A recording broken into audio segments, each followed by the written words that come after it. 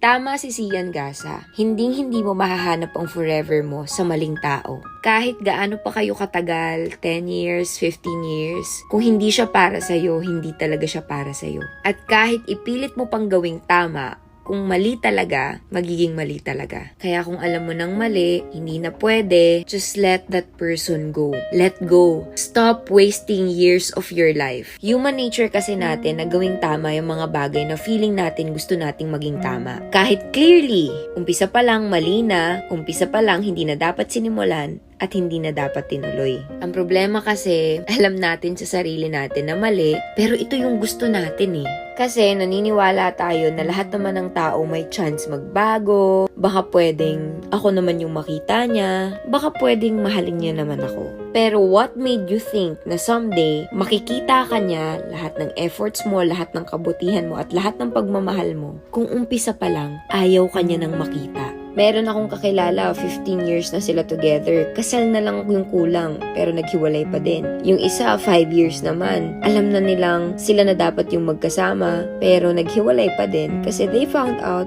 na hindi pala talaga sila para sa isa't isa. Hindi basehan yung tagal ng relationship para sabihin mong true love yun.